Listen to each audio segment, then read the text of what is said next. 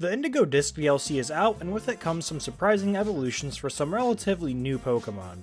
Normally, Game Freak gives evolutions to Pokemon who are too weak or feel kind of forgotten of on their own, or have the potential for their concepts that they are based on to be more fleshed out.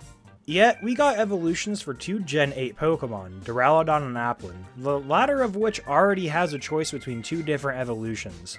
But we now have Archaludon and Hydrapple. I absolutely love these two. I used each of them on my DLC playthrough team, and all that did was make me grow more fond of these designs. And it's because I liked them so much that I wanted to get some slightly more special Pokemon to add to my collection. Ever since stumbling upon the topic on YouTube, I've been in love with the idea of Ribbon Masters. I'm not sure what it is, but something special about picking a specific Pokemon and going the extra mile to make them more special, down to the last minute detail. From getting the Pokemon as a shiny to catching them in the perfect Pokeball, brainstorming a nickname that sounds just right, and getting them fully trained up and ready for battle. And sometimes even getting the right gender for the Pokemon makes all the difference. It tickles the same part of my brain that completing a craft on a Counter-Strike skin does. It's just cool to take something so seemingly indistinguishable from another of the same Pokemon, but the more you look, the more unique they end up feeling.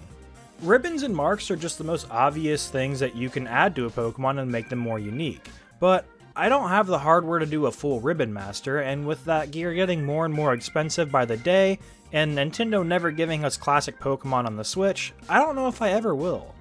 But with these two Pokemon, we all have a unique opportunity to start the next generation of Ribbon Masters, with only a Switch and a copy of Sword or Shield and a copy of Scarlet or Violet.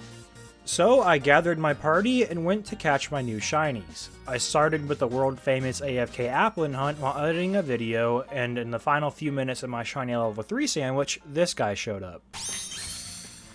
I caught him in a safari ball and named him Ringo Ame, meaning candy apple in Japanese, and the little dragon dudes kinda remind me of Ringo from the movie Ringo. Next, I needed a Duraludon, so after unhinging my jaw and swallowing a dragon encounter sandwich whole, I used an easy picnic reset, and after about 10 minutes, my second dude said hi. Is that it? I was looking at my other monitor. Let's go. Okay, that's actually not bad for this thing. It has a mark. Oh my goodness, it's a smiley mark. Let's go. That's actually sick. I'm gonna need to come up with a good nickname for this guy. That's awesome.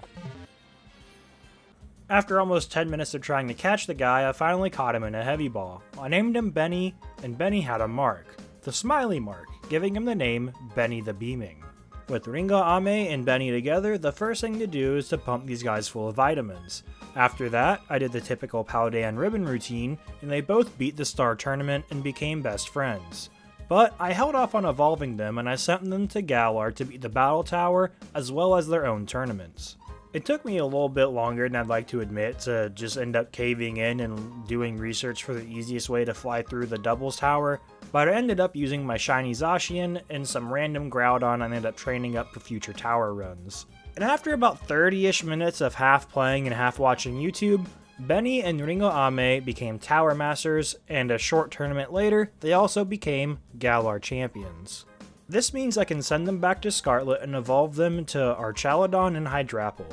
Benny and Ringo Ame may not seem like much, the only thing really making them different from any other Archaludon or Hydrapple is just too easy to obtain ribbons, and I still 100% plan on getting marks like the Gourmand, Reliable Partner, and Treasure Hunter marks on them, but it's a start. It's something we can actually plan out for future games. And as a kid, I just never really had the forethought to run around and get all the ribbons I could on my Pokemon, thinking about how cool it would be in 10 years to look back at how much I used them. And hey, who knows how full that these guys' ribbon pages will be after another 10 years of Pokemon. If you guys enjoyed the video, then go ahead and leave a like and subscribe to the channel. Also, let me know if you're going to do this as well. And see you next time.